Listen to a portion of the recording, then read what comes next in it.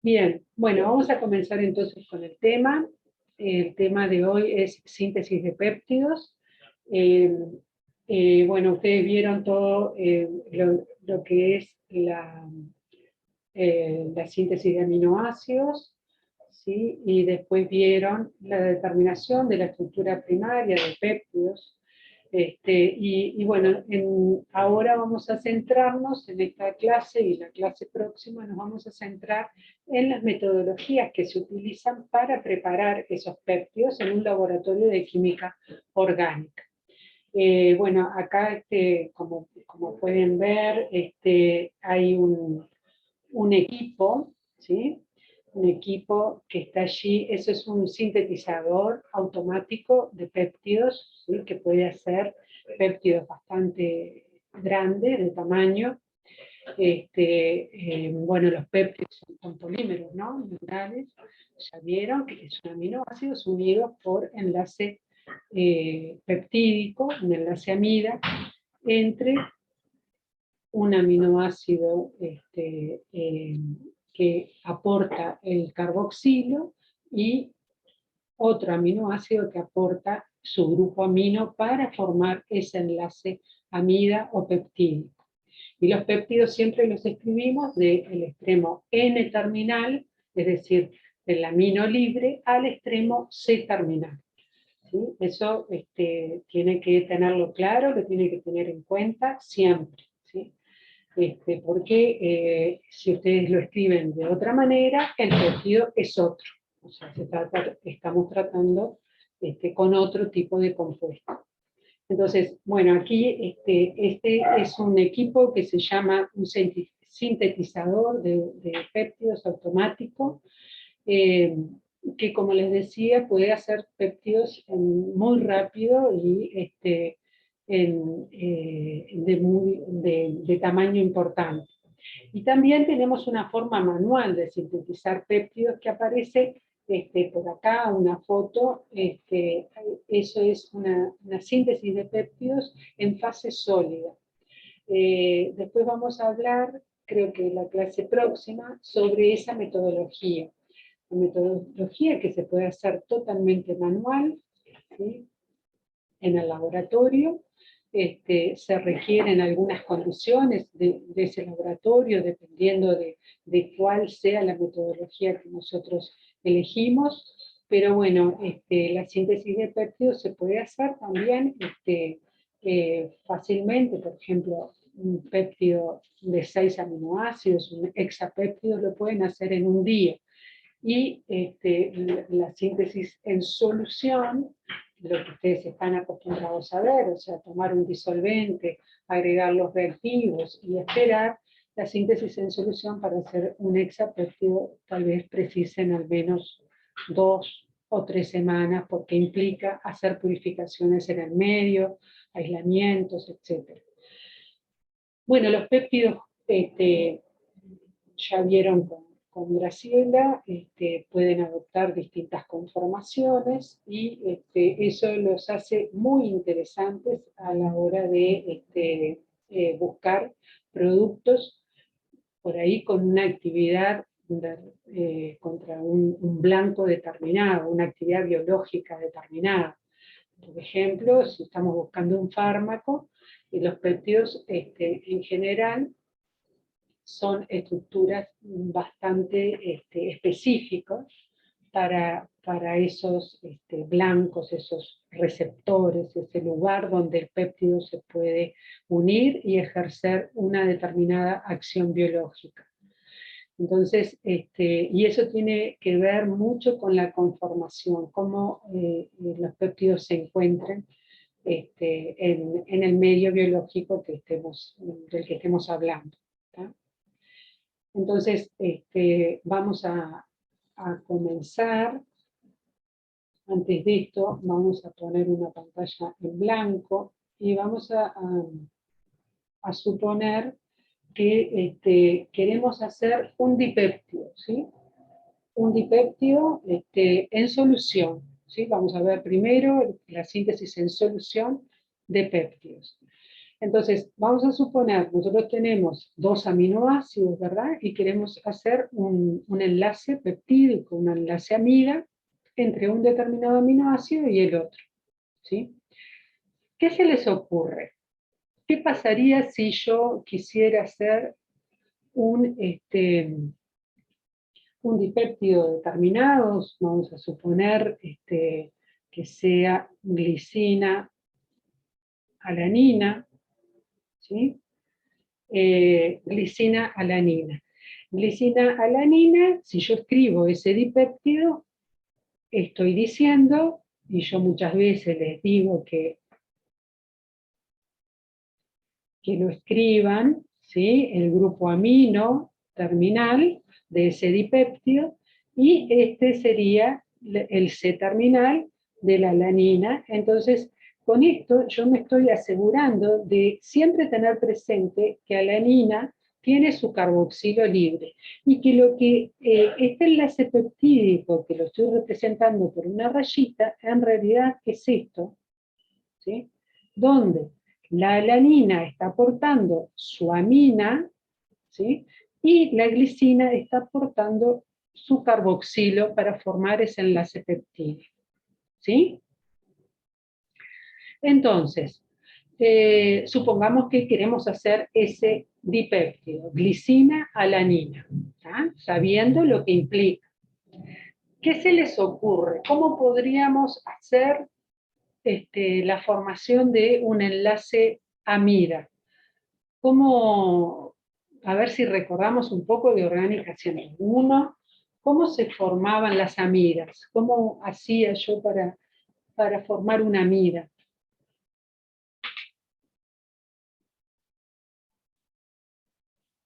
Agregamos simplemente un ácido y una amina y se me va a formar una. No, no se formaban así. ¿Por qué no? ¿Qué pasa si yo agrego un ácido carboxílico cualquiera? Olvidémonos Es que eso. porque se da un ácido base, ¿no? No es. Eso, exactamente, Agustina. Se da un ácido base. Yo tengo un ácido carboxílico, que son los ácidos típicamente dentro de química orgánica, y este, las aminas, ¿sí? Una base dentro de la química orgánica. Si yo junto, si pongo dentro de un balón, en un determinado solvente, un ácido y una amina cualquiera, lo que va a haber es una reacción ácido-base. Se me va a protonar el grupo amino de esa amina, me va a quedar un amonio y me va a quedar un carboxilato del ácido carboxílico. O sea, voy a tener una reacción, pero es un ácido-base. No voy a poder formar el enlace amida que estoy buscando. Y entonces, ¿qué había que hacer para que se pudiera llevar a cabo entonces esa reacción de formación de enlace amida?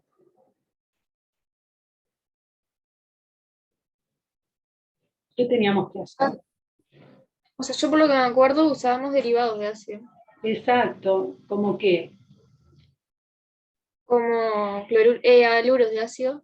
haluro de ácido. Muy bien. Nosotros tenemos que al ácido carboxílico activarlo, lo tenemos que volver más electrofílico a ese carbono, ¿sí? O sea, yo tengo esto y tengo esto así, ¿sí? Un derivado de ácido que me permita activar ese carbono, dejarle un delta más positivo allí.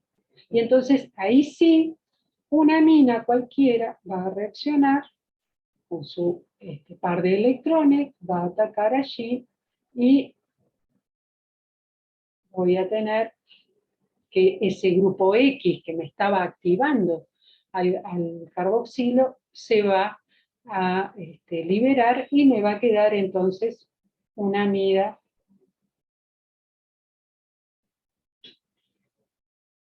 ¿Sí? Bueno, después pierde su protón por ahí, pero básicamente, vamos a ponerle R' acá para diferenciarlo, básicamente es eso. Nosotros tenemos que activar el ácido carboxílico siempre para poder tener, es decir, activar, quiere decir, lograr este delta más acá, en ese carbono, de manera que la amina, ¿sí?, nucleofílica, ataque a ese carbono con una densidad de carga positiva allí. Perfecto. ¿Sí? ¿Alguna pregunta de esto? ¿No? Bien, entonces, esto, por supuesto, tenemos,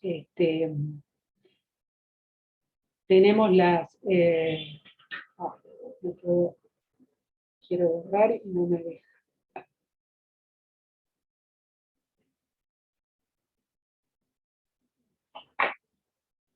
Voy a poner los lentes porque no van a... Acá. Entonces, voy a borrar esto y volvemos a nuestro problema original. Ahora ya recordando que si voy a querer formar un enlace peptídico,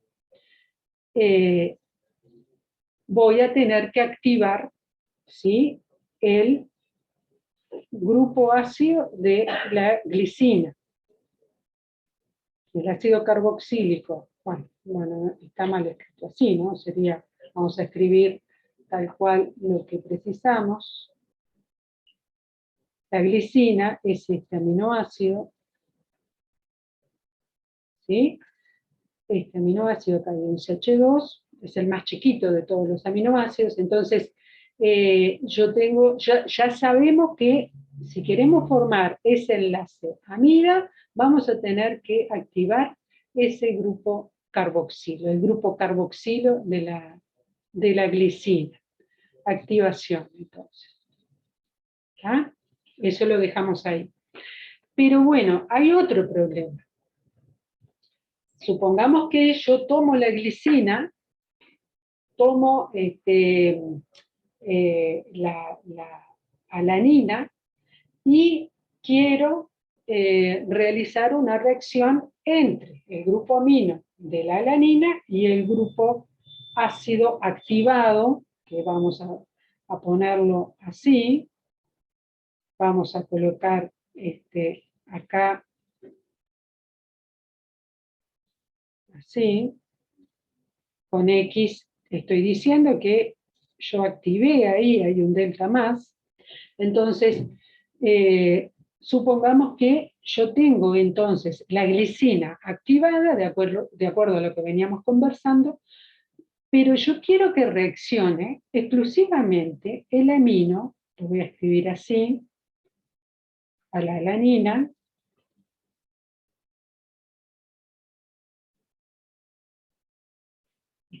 quiero que reaccione exclusivamente el grupo amino de la alanina.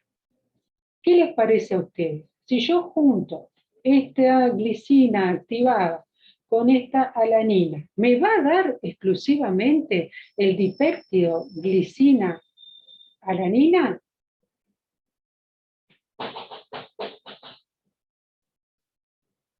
¿Me podrá dar exclusivamente ese dipéptido nada más? Fíjense en los grupos funcionales que tenemos.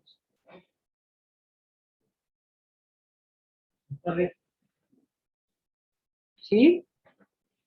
Yo esto lo pongo adentro de un balón, ¿no? Pongo la glicina activada, de alguna manera, y la alanina.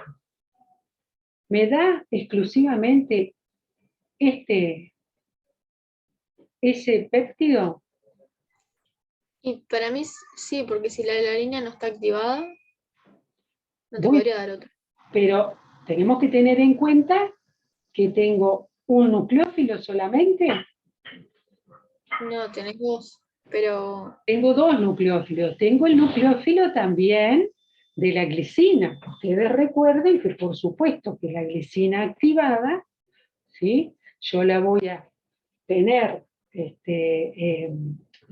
voy a tener muchas moléculas de glicina activada y por lo tanto Ah, claro, entre ellas. podría reaccionar dos moléculas de glicina y darme el dipéptido glicina-glicina. Pero además, ¿sí?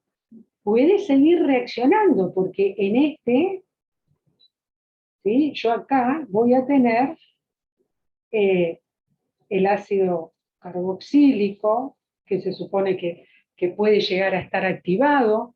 Entonces, voy a tener una mezcla de compuestos, ¿sí? Me va a dar una mezcla grande de compuestos. Entonces, en síntesis de péptidos, tenemos que dirigir al compuesto que realmente nosotros queremos obtener, ¿sí? ¿Y cómo hacemos, cómo han hecho con, con Marga y David, que yo sé que vieron grupos, bueno, y también lo vimos en carbohidratos, ¿sí?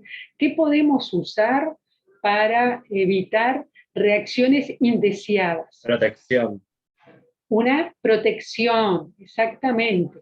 Tenemos que usar grupos protectores. ¿De qué? De las cosas que nosotros no queremos que reaccionen. Por ejemplo, en este caso, yo no quiero que reaccione el grupo amino de la glicina. Entonces lo voy a proteger. Y no quiero que reaccione el carboxilo tampoco de la alanina. Entonces lo vamos a proteger. ¿Tá? Entonces, pensando, ahora que ya pensamos, ya vimos cuáles son las necesidades que tenemos, en primer lugar, sabemos que tenemos que activar el ácido carboxílico, que queremos que reaccione, que queremos que reciba el ataque nucleofílico de la amina para formar el enlace peptídico. Activación entonces del ácido carboxílico que tiene que reaccionar, y protección de todos los grupos funcionales que no queremos que reaccionen. ¿tá? Entonces, el único grupo funcional, en este caso, que quedaría libre sería el amino de la alanina. ¿Por qué? Porque es el que va a formar el enlace peptídico ahí. ¿tá? Bueno, entonces, frente a eso, vamos a ir...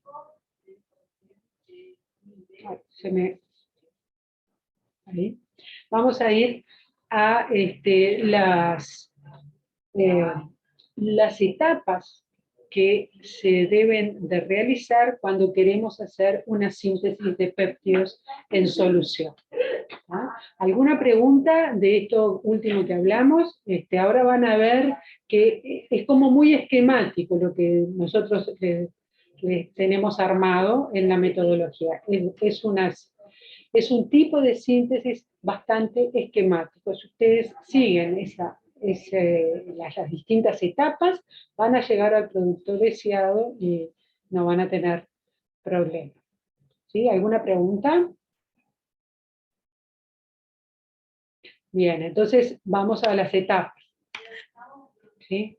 Tenemos, en primer lugar, las etapas que vamos a realizar es, en primer lugar, tenemos que proteger el grupo amino y ácido carboxílico que no queremos que reaccione.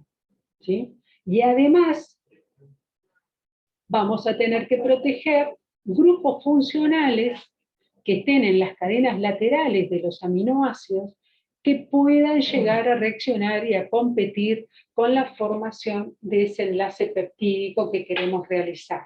Entonces, por ejemplo, el fenol de la tirosina hay que protegerlo porque se vuelve muy nucleofílico. Muchas veces se utilizan bases en la síntesis y entonces ese fenóxido es altamente nucleofílico y seguro que ese fenóxido de la tirosina va a reaccionar y me va a competir, va a reaccionar con el ácido carboxílico activado, ¿no?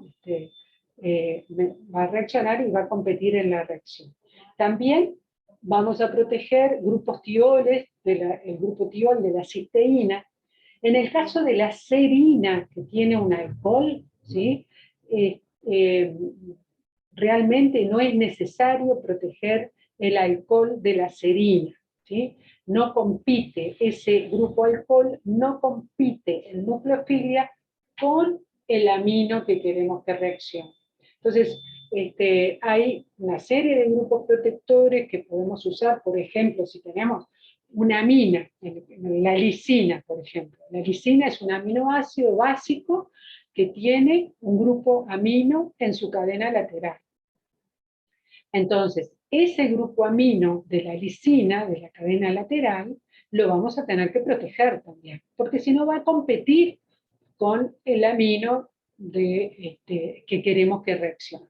¿Tá? Así que hay que proteger todos los grupos que no queremos que reaccionen, el grupo amino, el grupo carboxilo que no queremos que reaccionen, pero también algunos, la mayoría de los grupos funcionales de las cadenas laterales. ¿Tá? Hoy en día se venden los aminoácidos ya protegidos muchas veces, ¿sí? Después cuando veamos síntesis de péptidos en fase sólida, se logran comprar los aminoácidos ya protegidos en las cadenas laterales o grupo amino,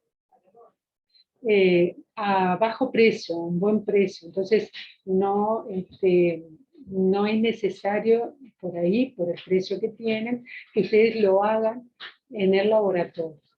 Simplemente a veces se justifica si no tienen, se quedaron sin ese reactivo y lo tienen que pedir, y bueno, como yo en algún momento ya les comenté, muchas veces para que lleguen los reactivos hasta Uruguay, tienen que pasar un mes y medio, un reactivo que no tenga problema, que no sea peligroso, digamos, y que pueda venir en avión. A veces pasamos un mes y medio sin él, hasta que lo recibimos. Entonces, muchas veces los aminoácidos ya vienen adecuadamente protegidos y no hay que realizar la reacción de protección en el laboratorio. Pero otras veces, en solución, muchas veces tenemos que hacer. Así que se protege, ¿sí? En segundo lugar, se activa el grupo carboxilo, lo que dijimos, activación del grupo carboxilo, por ejemplo, como comentamos, con un cloruro de ácido, ¿sí? Nosotros volvemos a ese grupo carboxilo más electrofilo. Pero en síntesis de péptidos lo que se usa es los agentes acoplantes, que tienen muchas ventajas, fundamentalmente porque las condiciones de reacción son muy suaves, y entonces y lo hacen en la misma reacción, ¿sí? O sea, lo hacen, colocan los aminoácidos, el agente acoplante, lo ponen todo dentro de la misma reacción, y entonces ya activan en la propia reacción y después se forma el enlace péptido. Lo vamos a ver en detalle ahora. Entonces, primer lugar, protección; segundo lugar, activación del carboxilo; y por último, desprotección del amino y carboxílico y el resto de los grupos funcionales que protegimos en el paso 1. ¿Ah? Entonces, ¿alguna pregunta de esto? Lo vamos a ver con ejemplos, ¿sí? Ahora enseguida lo vamos a ver con ejemplos que capaz que les queda más claro. Si tienen alguna pregunta, me dicen.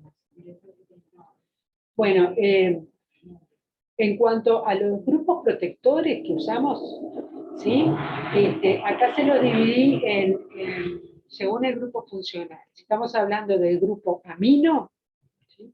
En general, en síntesis en solución, ¿sí?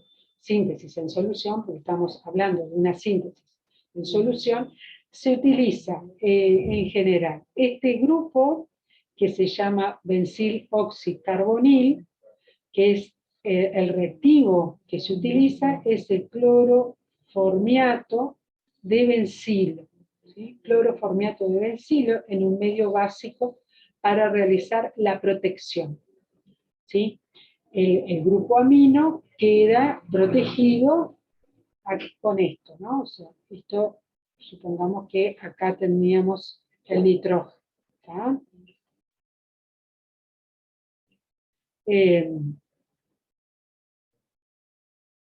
Entonces, ese es uno de los grupos protectores bastante usados en síntesis en solución, Y la desprotección, se la ponemos acá en la última columna, se hace con hidrógeno, paladio sobre carbono o con ácido bromídrico también. Pero la condición de hidrógeno, paladio sobre carbono es muy usada porque es muy fácil de realizar. Si bien el hidrógeno es peligroso, ¿no? Tenemos que saber lo que estamos haciendo y manipulándolo adecuadamente. Es muy fácil de realizar. Ustedes, supongamos que hicieron la protección, luego hacen la síntesis del péptido y por último quieren realizar la desprotección de este grupo benziloxicarbonil del grupo amino. Entonces, lo que hacen es agarrar ese producto que obtuvieron en la síntesis del péptido, lo ponen en metanol y le burbujean hidrógeno o paladio sobre con una pequeña cantidad de paladio sobre carbono, de catalizador, le burbujean el hidrógeno y en pocos minutos está el producto desprotegido. Entonces, es muy sencillo porque cuando termina la reacción, lo único que hacen es filtran para sacarse de encima el paladio sobre carbono, filtran esa solución, se quedan con el metanol, donde va a estar el producto de ustedes, ¿sí? Luego del filtrado, y rotaevaporan ese metanol. Y el producto les queda, si partieron de un producto puro, el producto les queda puro, prácticamente no tienen necesidad de purificar. ¿Sí? Es una reacción que da de 95% a 100% de rendimiento. Entonces, es muy buena por esas características que tiene. El otro grupo protector que también usamos muchísimo es el BOC, que creo que ya lo vieron con David y con Margarita. El BOC es el grupo protector terbutoxicarbonil y lo que se usa es el BOC 2O, ¿sí? Que bueno, el grupo amino lo que haría acá es atacar acá, ¿sí? Se va y entonces queda este grupo unido al amino. También se utiliza medio básico, a veces bicarbonato de sodio, se utiliza y se hacen dos fases, se utiliza de repente un solvente orgánico como un tetrahidrofurano y un solvente acuoso como agua, bueno, el solvente acuoso, agua, el medio básico, y la reacción tiene lugar también con excelentes rendimientos, porque recordamos, supongo que ya lo hablaron, que lo hemos hablado antes, recordamos que los grupos protectores son muy útiles, pero los grupos protectores tienen que dar excelentes rendimientos de reacción cuando vamos a proteger, y luego con la desprotección también tiene que dar excelentes rendimientos, una desprotección, porque si no se pierde mucho rendimiento global de todo el proceso. Entonces, tenemos que tener buenas reacciones de protección y de desprotección. Entonces, en este caso, les queda el grupo amino protegido, les decía, con el grupo BOC, y la desprotección, después que hagamos la serie de reacciones que nosotros queremos hacer, la desprotección del grupo BOC, la ven acá, se hace con trifluoroacético o con una solución de cloruro de hidrógeno gas en dioxano, generalmente. Acá les pusimos una solución 4 molar. Nosotros a veces, como hay que producir, también lo venden, pero nosotros lo producimos a partir de dioxano y cloruro de hidrógeno gas, que se barbotea en la solución de dioxano y después se saca la molaridad de acuerdo a la diferencia de peso que tenga el balón donde estamos produciendo esa solución. En general, a veces no llegamos a 4 molar y hemos usado 2 molar o 3 molar y funciona bien también para la desprotección. ¿Tá?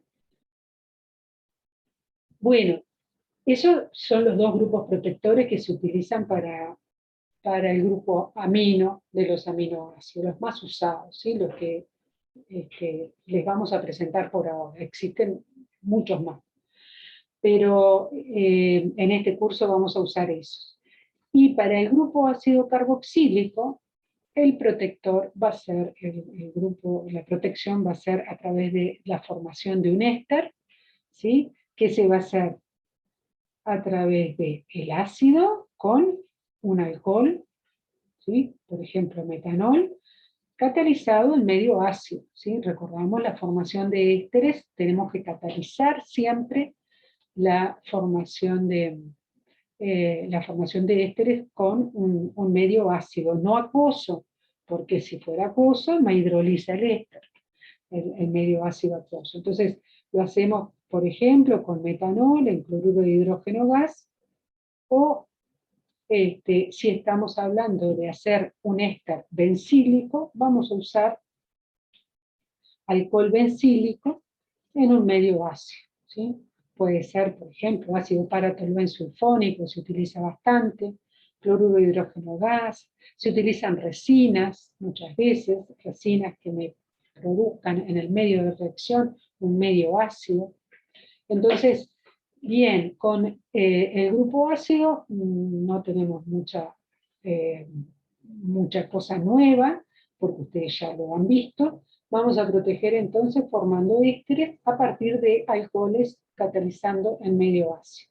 La desprotección de esos ésteres, ustedes también ya lo saben, se puede realizar en un medio acuoso básico o en un medio ácido básico. ¿Tá? En un medio ácido, perdón, en un medio ácido acuoso. Entonces, desprotegemos esos ésteres, metílico, etílico, propílico, el que sea que hayan elegido, lo vamos a desproteger con esas dos condiciones. Si estamos hablando de un éster bencílico, porque utilizamos alcohol bencílico para proteger, entonces la desprotección se hace hidrogenando, se puede hidrogenar fácilmente, hidrógeno, paladio sobre carbono, y de la misma manera que les comenté acá arriba, la hidrogenación también funciona muy bien, con rendimientos excelentes, y se obtienen los productos en forma bastante pura, prácticamente no tienen tampoco que purificar demasiado. Y bueno, y para el caso de la cisteína, que tenemos grupos tiol, ¿sí? En la cadena lateral, el grupo protector más usado de la cisteína es el tritilo, ¿sí? El tritilo. El tritilo nosotros lo vimos cuando hablamos de carbohidratos, ¿sí? Y es un grupo muy voluminoso, ¿sí? Y por esa razón, con los alcoholes presentes en un monosacárido, por ejemplo, la glucosa, recordamos que el grupo tritilo solamente protegía al alcohol primario, porque debido al volumen que tiene, los alcoholes secundarios no pueden ser protegidos. Tienen un impedimento allí estérico que les impide reaccionar. Y el reactivo que se utiliza es cloruro de tritilo en piridina, ¿tá? De la misma forma que usamos para la protección de alcohol primario en los carbohidratos. La desprotección la podemos hacer con ácido acético, en un medio ácido, no precisa que sea acuoso, ¿sí? Y ya ahí se nos desprotege muy bien, es muy fácil la desprotección de los grupos tioles con tritilo. ¿Alguna pregunta de todos estos grupos protectores? ¿Los conocían a todos? ¿O hay alguno nuevo?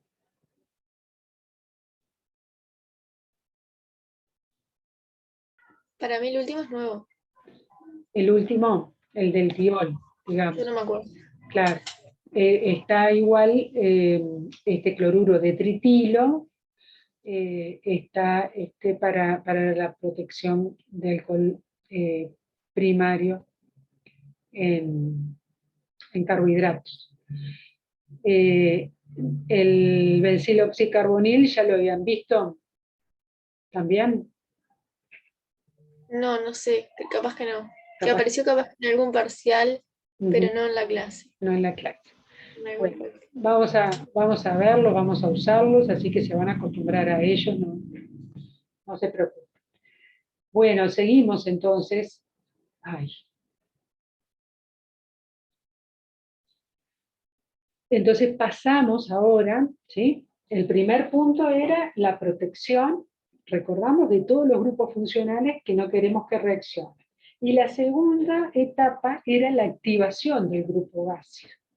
Entonces yo les decía que en péptidos se utilizan los agentes acoplantes.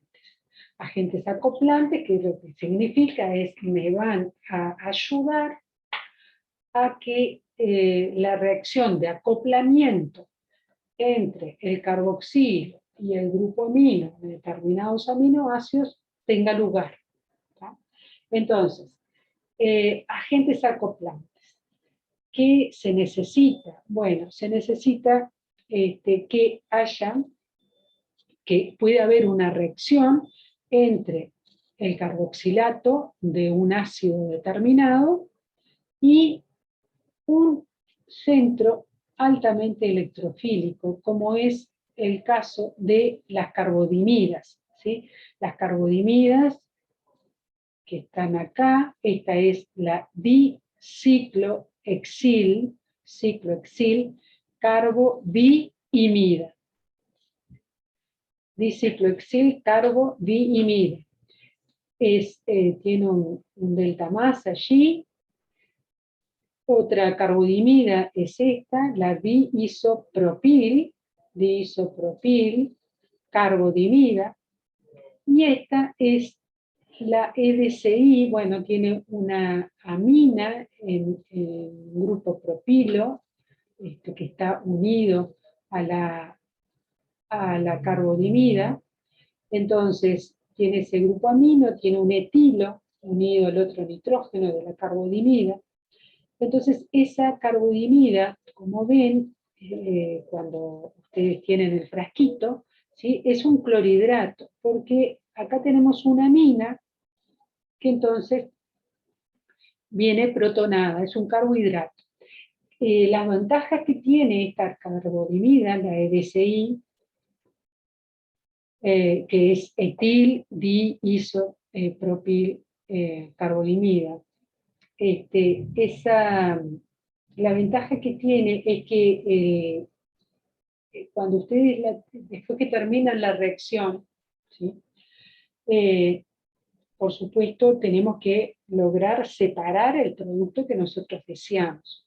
Entonces, la ventaja de esto es que como tiene esta amina allí, tanto este producto, este reactivo, que podemos usarlo en un exceso leve, pero en un exceso, entonces nos va a quedar sobre el final de la reacción, podemos usar de repente 1.1 equivalentes, 1.2 equivalentes, ¿sí? Y entonces nos puede quedar, y después también se genera un producto secundario de la propia reacción, que la vamos a ver ahora, y entonces la ventaja que tiene esta carbodimida soluble en agua es que ustedes, si tienen un medio ácido en agua, pueden hacer una extracción, el producto de ustedes les va a quedar en la fase orgánica, por ejemplo una extracción de clorometano, agua ácida, ¿sí? En un medio ácido, y entonces esta carbodimida se va a protonar esa amina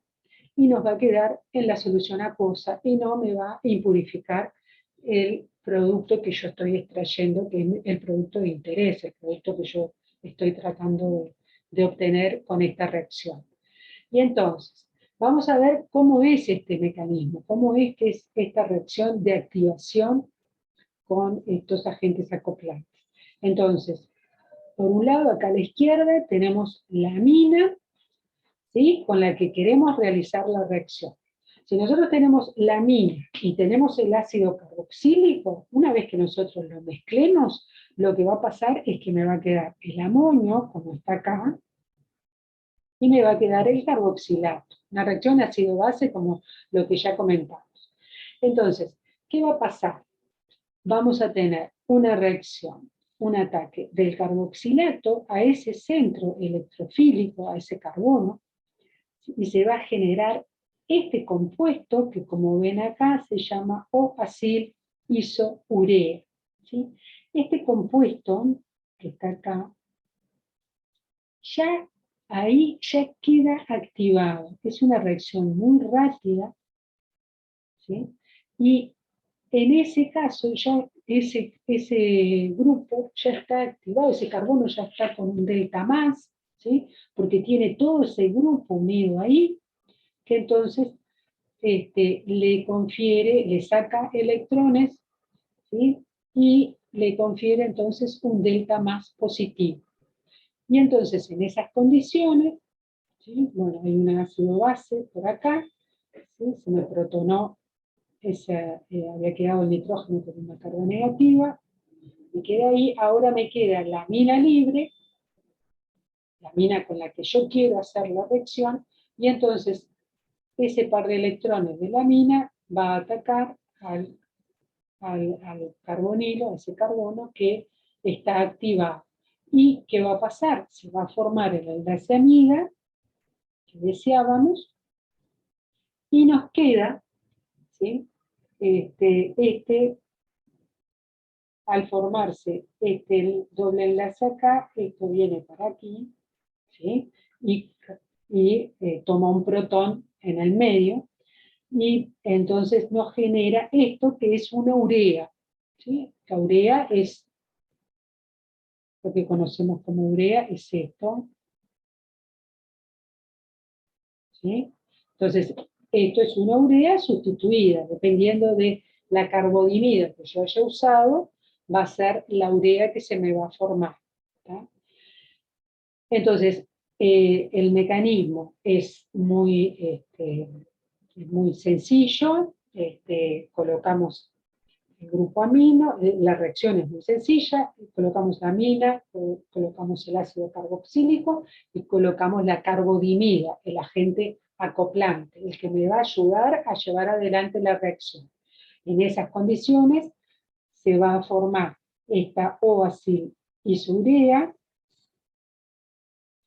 que luego va a recibir el ataque de la amina, porque ahora sí ese carbono es lo suficientemente electrofílico para reaccionar, para recibir ese ataque, formando entonces la amida y quedándome como producto secundario esa urea.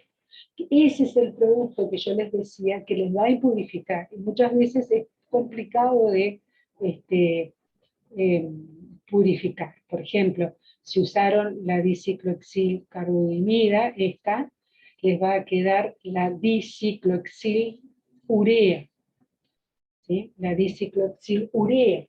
Y ese compuesto es bastante difícil de purificar porque a veces tiene características de polaridad similar a nuestro producto, a nuestra amida, a nuestro péptido, y entonces es difícil la purificación. En general, si están haciendo la síntesis en solución, ¿no?, como es este caso, luego de terminar la reacción, tenemos que hacer una extracción, tratamos de sacar todo lo que no queremos seguir, y extraemos de la manera más pura posible nuestro producto en el solvente orgánico, se evapora ese solvente orgánico y luego se pasa por una columna de cromatografía, y ahí es donde muchas veces esas ureas de los agentes, de estas carbodimidas, impurifican o pueden complicar la purificación de nuestro producto. ¿Preguntas sobre esto? Yo no entendí lo que explicaste de las ventajas de la EDSI. EDSI. Bueno, imagínate que, vamos a borrar acá, para poder escribir.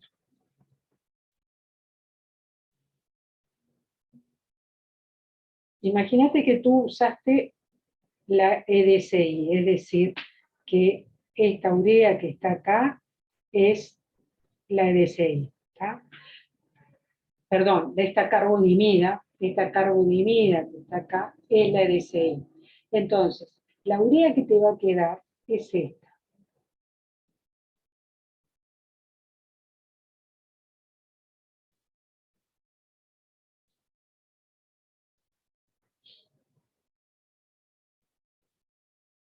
Perdón.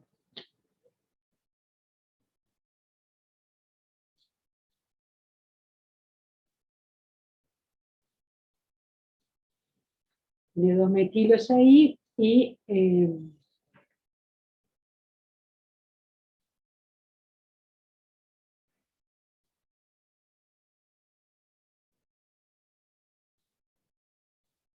tiene un etilo por este lado, ¿sí? Hidrógeno y etilo por ahí, ¿sí? Esta sería la urea producto de la reacción con EDCI, si nosotros usamos EDCI, ¿está? ¿Sí? ¿Estamos de acuerdo? Sí. Ese sería el producto.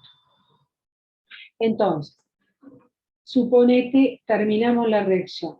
Nosotros ya sabemos que tenemos mezcla, si la reacción funcionó bien, ¿sí? Tenemos una mezcla de la amida, tenemos una mezcla de esta urea, y por ahí nos queda un poquitito de EDCI que hayamos usado en exceso para mejorar, para que la reacción, para impulsar la reacción hacia los productos, ¿verdad?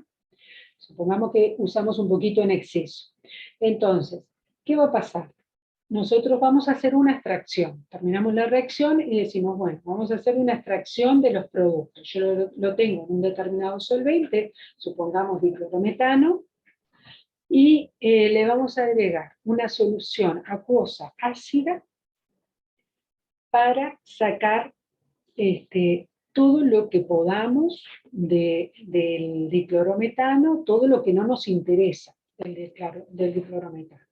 Entonces, la urea de la EDCI, o sea, este compuesto, ¿qué va a pasar? En ese medio ácido se va a protonar acá, porque tiene una amina. Entonces esa amina se va a protonar en un medio ácido.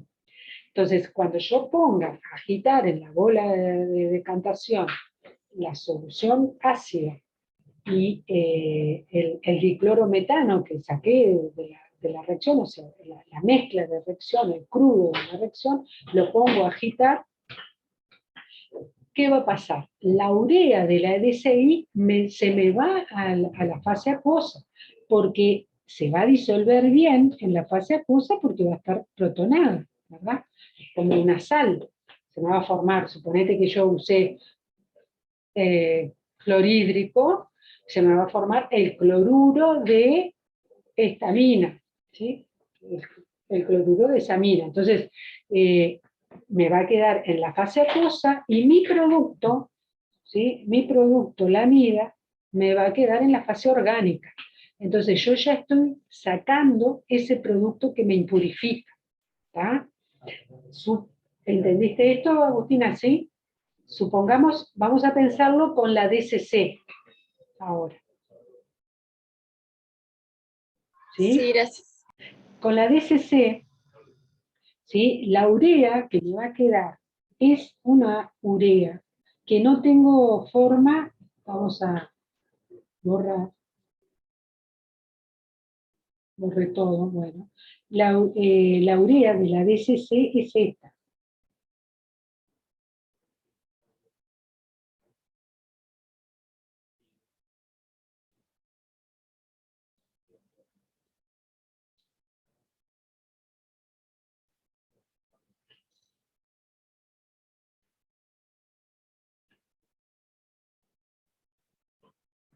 ¿Sí? Esta es la diciclohexylurea. diciclohexil-urea. En este caso, cuando yo termine la reacción, si yo usé DCC acá, ¿sí? En este caso, DCC, cuando terminamos la reacción, la urea que vamos a tener es esta, la DCU. Entonces, en ese caso, estas son amigas, no pueden protonarse, por más ácido que yo le ponga, ¿sí? Y que extraiga en medio ácido, esta DCU la voy a llevar, se disuelve un poquito en agua, pero la voy a llevar seguro a la fase orgánica. Entonces, esa es la ventaja de usar EDCI en lugar de DCC en las reacciones.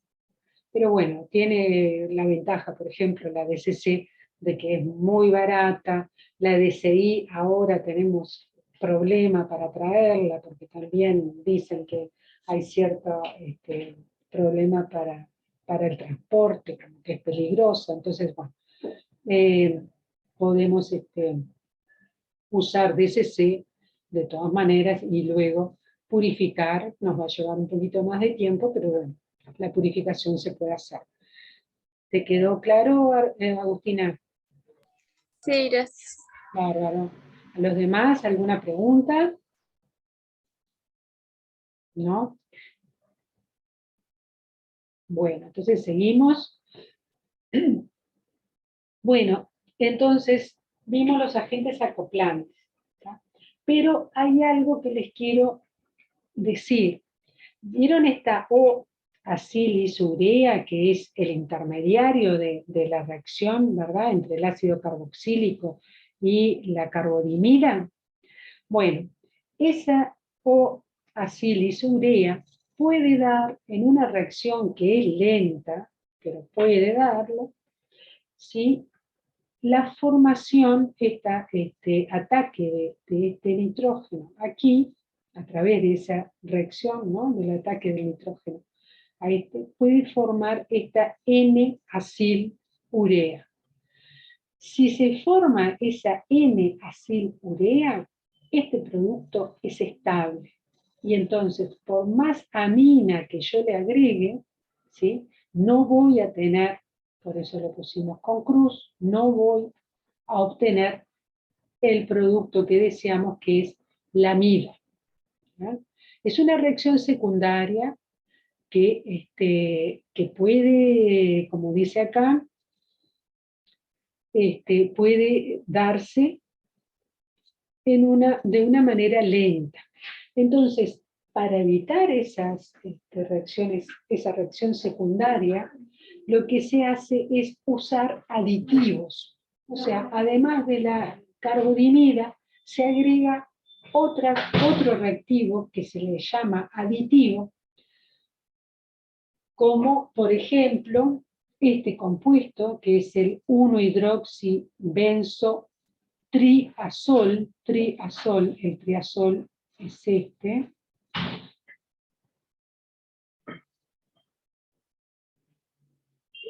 ¿sí? El triazol es ese, 1-hidroxibenzotriazol. Entonces, se usa o se usa este otro aditivo, hay muchísimos aditivos en la síntesis de péptidos, se utilizan muchísimos aditivos, pero en este caso el pentafluorofenol lo que hace es formar un éster aromático, ahora vamos a ver el mecanismo, y activa mucho lo que sería el ácido carboxílico, ¿sí? Y después también la 4-dimetilaminopiridina. Pero bueno, vamos a ver qué es lo que hace, por ejemplo, el HBT, ¿sí? Cuando tenemos esta O-acilisurea, y si le agregamos HBT, como está indicado acá, entonces lo que vamos a tener es de una manera muy rápida, una reacción muy rápida, ¿sí?, la formación de un éster derivado del HBT. O sea, es como que acá, ¿sí?, se quede el carbonilo con el grupo R2. ¿Tá? Quedaría allí unido. ¿Se entiende? Entonces, ese deja al compuesto, al ácido, ¿verdad? O sea, recordamos que el ácido carboxílico lo vemos ahí. Entonces formamos ese éster que activa mucho, ¿sí?, al ácido carboxílico, y entonces, esa reacción se hace de una manera muy rápida, y entonces, bueno, con ese éster allí, la mina puede llevar a cabo el ataque y darnos la amida que deseamos. Entonces, las reacciones de síntesis de péptidos, muchas veces, ustedes pueden ver en bibliografía, se usa simplemente carbodimidas, ¿tá? Carbodimidas. Pero si queremos mejorar el rendimiento de la reacción, y evitar racemizaciones, por ejemplo, bueno, hay un montón de aditivos que se han utilizado para mejorar esa reacción. En este caso que les estoy mostrando, de una manera rápida, yo logro ir hacia el producto, y esta que es muy lenta, no compite, digamos. ¿Se entiende? Bueno, Sí. bárbaro.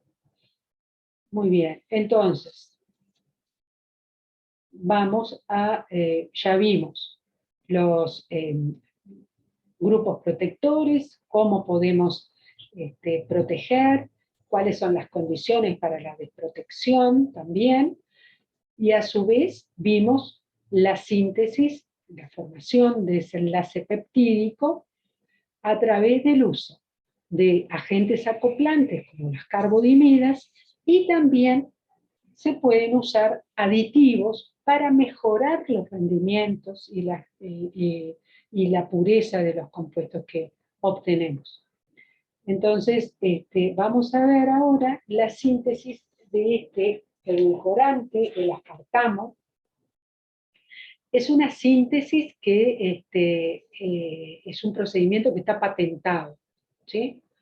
Entonces, el aspartamo, si nos fijamos en la estructura, es este dipéptido que está por acá, ese dipéptido, que está formado por, acá yo reconozco, ¿sí?, al aspartico. Cuando vieron los aminoácidos, vieron algunos aminoácidos que tienen en su cadena lateral un grupo ácido carboxílico, por ejemplo el aspartico, por ejemplo glutámico, y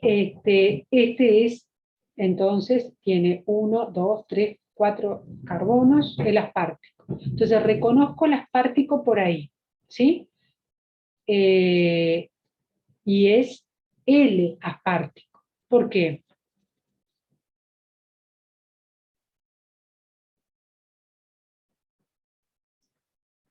L o S aspartico. ¿Sí? Los aminoácidos tienen en el carbono 2 el carbono S, ¿cómo es? Los aminoácidos, por tener el grupo amino en el carbono 2, por tener una cadena lateral determinada, por tener el ácido carboxílico unido y por tener un hidrógeno, ¿cómo son esos compuestos? Quirales. Quirales, ¿sí? O sea, yo tengo una estereoquímica determinada, definida en ese carbono 2. En este caso, yo digo que es L. ¿Por qué?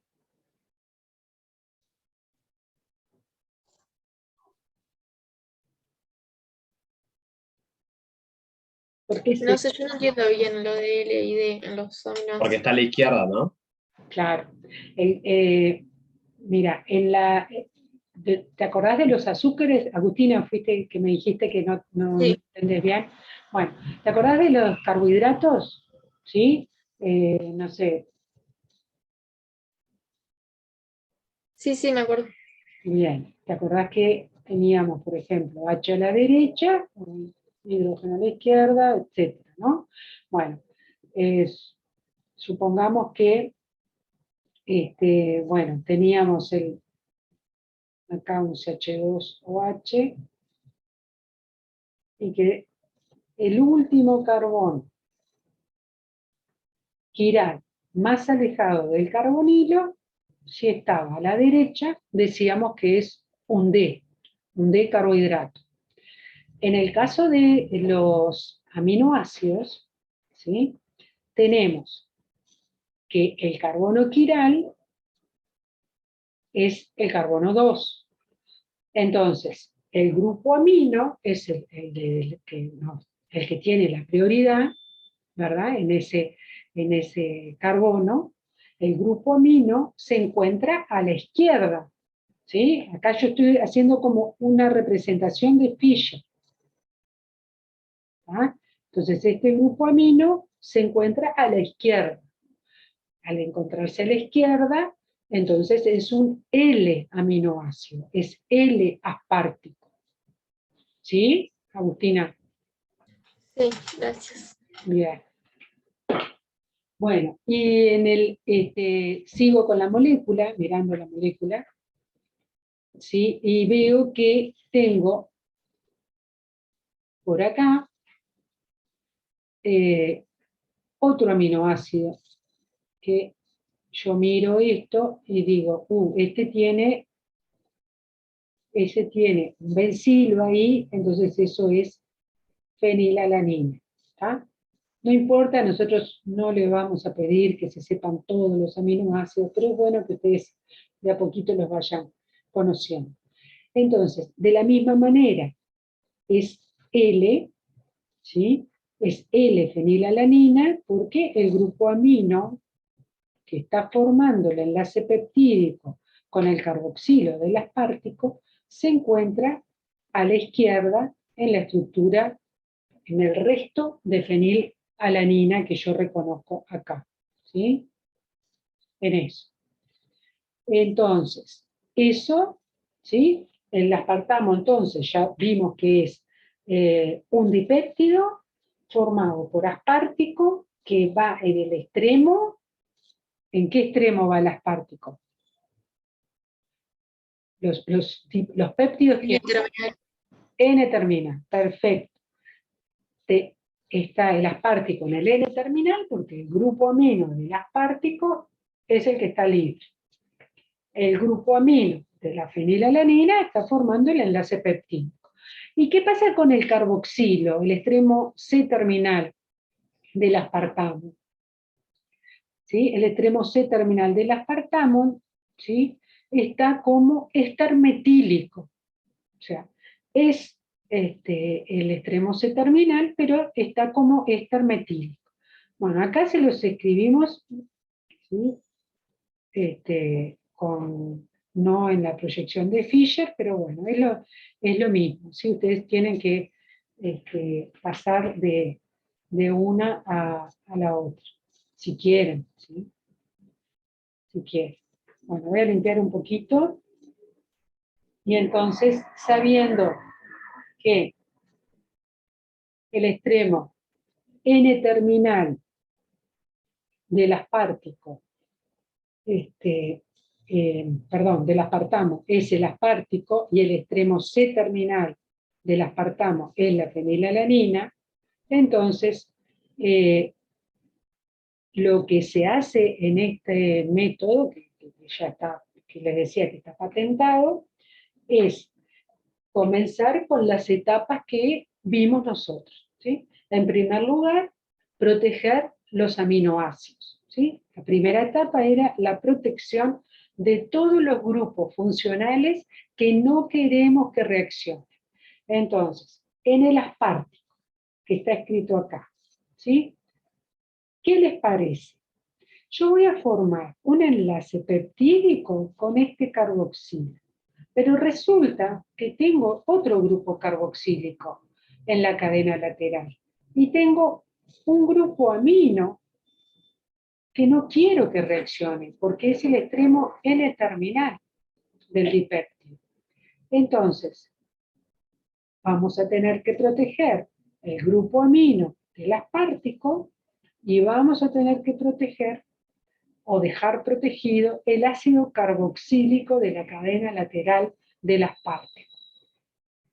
Entonces, lo primero que hacen en este procedimiento es proteger con el grupo carbobensil oxi, que le decimos CBZ, también lo representamos así, proteger, ¿sí?, con cloroformiato de bencilo en medio básico, carbonato de sodio acuoso, protegemos entonces con CBZ el grupo amino de las partes. ¿Ah? Bien, entonces, fíjense lo que hace este procedimiento para proteger el ácido carboxílico de la cadena lateral. Lo pone en presencia de alcohol bencílico catalizado con ácido paratoluensulfónico. Entonces ustedes ya se dan cuenta que lo que van a hacer es la formación de un éster, ¿no? Que era, yo les decía, el grupo funcional de elección para protección de ácidos carboxílicos. Y, como se imaginarán, evidentemente se me protege tanto el ácido carboxílico de la cadena lateral como el ácido carboxílico alfa-alamino. Se protegen los dos en esa reacción. Se utiliza, seguramente no pudieron controlar esa reacción para que exclusivamente se protegiera el ácido de esa cadena lateral. Entonces lo que hicieron fue colocar alcohol bencílico en exceso catalizado con ácido paratoluensulfónico. Entonces llegan a este producto, a este intermediario, y ahora sí viene ese secreto o ese procedimiento novedoso que generalmente tienen en las patentes, que puede llamarnos la atención muchas veces, y es que, fíjense, se realiza con hidróxido de litio una hidrólisis parcial. Una hidrólisis parcial. ¿Saben cuál se desprotege? Se desprotege el carboxilo en alfa-alamino, que lo queremos libre. ¿Por qué? Porque nosotros vamos a formar acá un enlace peptídico con el carboxilo del aspartico, del derivado del aspartico. Entonces, queremos que quede protegido el ácido de la cadena lateral, queremos que quede protegido la amina, y mediante este procedimiento lograron hacerlo. Seguramente probaron distintas condiciones, muchas condiciones, distintos reactivos para esa hidrólisis, pero lograron controlar que se hidrolizara exclusivamente, es más sensible de hidrólisis, el alfa alamino que el de la cadena lateral. Entonces, ahora sí tenemos el derivado del ácido aspartico adecuadamente protegido. ¿Sí? ¿Por qué es más sensible ese a la desprotección? Por la presencia del amino en el carbono 2. ¿Ya? Por la presencia del amino. Hace que eso sea más lábil a las condiciones de hidrólisis, el éster. Bien, gracias. Bien, y entonces, bueno, esa sería la parte A, que protegemos el amino del N-terminal del dipéptido, y en este caso también el carboxilo del aspartico. La segunda protección va a ser la protección del ácido carboxílico del extremo C-terminal del dipéptido.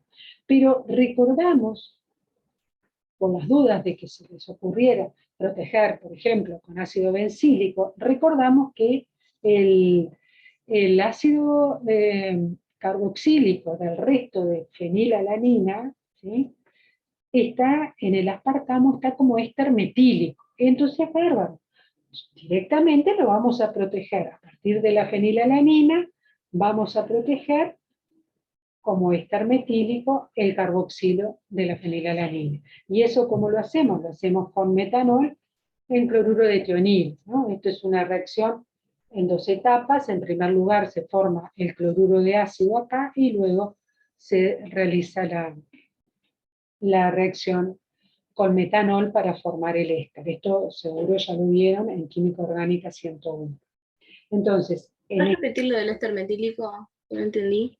sí, el éster metílico, esto que tenemos que proteger como éster metílico porque ya nos queda en el producto final, eso.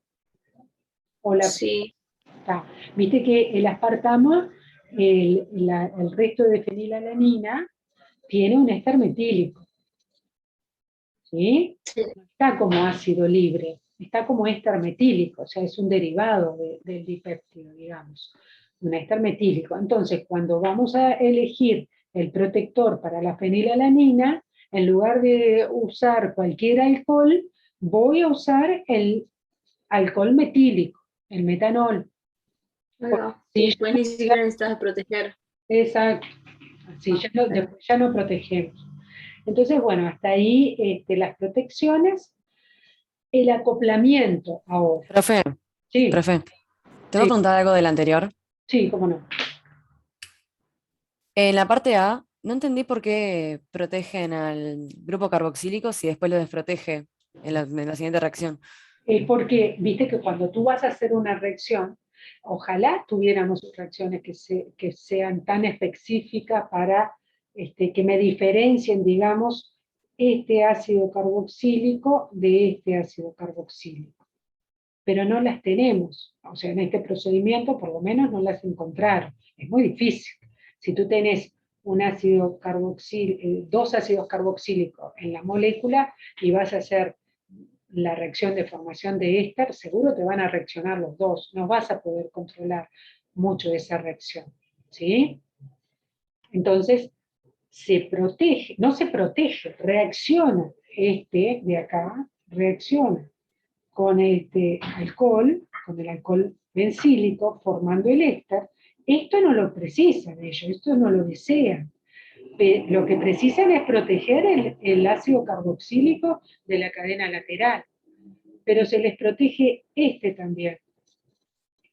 ¿Ah? Pero eso no importa porque luego encuentran condiciones de que pueden hidrolizar exclusivamente el alfa al amino y el otro les queda protegido.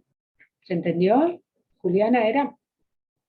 No, era yo. Gracias, ya entendí. Dale. Bueno, entonces vamos ahora a la reacción de acoplamiento. ¿Sí? Primer paso, protección. Segundo paso, acoplamiento. Entonces, una vez que tenemos los reactivos ya preparados, adecuadamente protegidos, lo que hacemos es colocarlos, lo que hicieron en este procedimiento es colocarlos en presencia de BCC, ¿sí? Acá se pone una base porque resulta que la amina que estamos usando está como clorhidrato.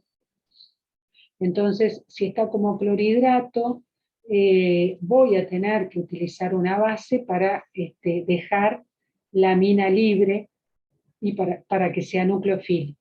Entonces, en este caso se pone una base.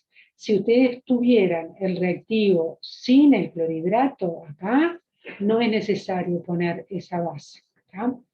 Entonces, bueno, tienen el ácido, el grupo amino, que lo vamos a dejar libre porque usamos tretilamina, y la DCC. Entonces, ¿qué va a pasar? Bueno, lo que ya vimos, el ácido va a reaccionar, ¿sí? Con la DCC, se va a activar ese ácido carboxílico, formando la O-acil isourea, y luego va a recibir el ataque del grupo amino para formar el enlace peptídico acá,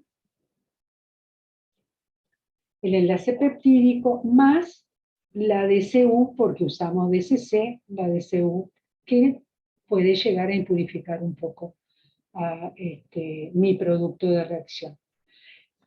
Entonces, luego de eso, yo acá no les muestro el mecanismo, porque el mecanismo con la DCC, porque ya lo vimos hace un ratito, el mecanismo es similar. Si nosotros les pidiéramos hagan el mecanismo, van a tener que hacer el mecanismo de ataque del carboxilato a la DCC y luego el ataque del amino a ese grupo ácido activado como oacil y subre. Entonces, por último, tenemos que desproteger. ¿Por qué? Porque el aspartamo no tiene CBZ por acá, perdón, este éster, el CBZ está acá, este éster bencílico, ¿sí? Sino que lo tiene libre. Entonces, ¿qué hacemos? ¿Qué hicieron en este procedimiento? Y bueno, los dos grupos, tanto el CBZ como el éster bencílico, se desprotege en medio, por medio de una hidrogenación con paladio sobre carbón. Entonces, se desprotege, se pierde CO2, ahí se forma tolueno por la reducción del bencilo, ¿sí? Y bueno, del bencilo que está acá en la CBZ, en el grupo protector CBZ, y entonces se nos forma tolueno, se nos forman CO2 que viene de esto acá, después la clase que viene, si quieren, les muestro cómo es esa reacción, y entonces llegamos al producto con el grupo amino desprotegido, la cadena lateral del aspartico también desprotegido, el ácido carboxílico del resto de fenilalanina como éster metílico, y el enlace peptídico deseado formado entre los dos restos de aspartico y fenilalanina, para obtener finalmente el aspartamo. ¿Sí? Ahí no te desprotege el otro porque era solo bencílico, ¿no? La desprotección con el H2. Exacto, eso es otra cosa que tienen que tener en cuenta. Si ustedes quieren que se mantenga bueno, acá tenían que proteger con otra cosa, ¿no? Por ejemplo, con el alcohol bencílico. Si lo hubieran protegido con un alcohol metílico, ¿sí? Si hubieran hecho esto, bueno, sigue, se les hubiera desprotegido también Entonces, es un problema. Entonces, tienen dos tipos de ésteres, un éster metílico, un éster bencílico, que se desprotegen en condiciones distintas. Podemos diferenciarlos muy bien. El éster bencílico, por hidrogenación, y se mantiene entonces el éster metílico allí en el producto que estamos buscando. ¿Sí? Bien, te puedo hacer otra pregunta de lo que dijiste hoy, pero no entendí bien. En Sí. el DCC hablaste de las condiciones y explicaste por qué se ponía en básico, creo que era. ¿Qué dijiste? Acá, en esta reacción, Y que está marcado ahí eso. ¿por Sí. qué pusimos tretilamina? Sí. Bueno, ¿sabes por qué? Porque en este caso, la amina que estamos usando es un clorhidrato, viste que está marcado ahí como, vamos a borrar para que lo veas bien, está marcado, no sé si lo ves bien, pero es NH2.HCl, es decir, esto es lo mismo que escribir NH3 más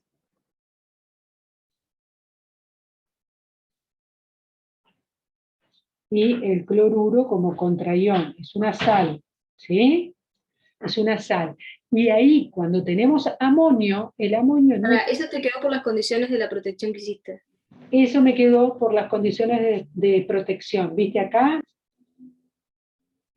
Sí. Ah, claro, por lo que está. Sí. Usamos cloruro de tionilo que libera cloruro de hidrógeno. Claro. ¿Tá? Entonces me queda eso. Entonces, como tengo ese reactivo, le pongo base para pasar ese amonio a amina. Y ahí la amina sí va a ser nucleofílica y va a ser la reacción que yo quiero. Está, para que pueda atacar. Está. Exacto. ¿Tá? Gracias. De nada. Bueno, ¿alguna otra pregunta? Y si no tuvieras, no, si no fuera una sal, ¿no pondrías nada? O sea, o pondrías otro Sí, medio. si fuera la mina libre, ¿sí? Si tuviéramos la mina solo y no fuera clorhidrato, suponete así, ¿tá? Acá no precisas base. Esa reacción no precisa la tretilamina.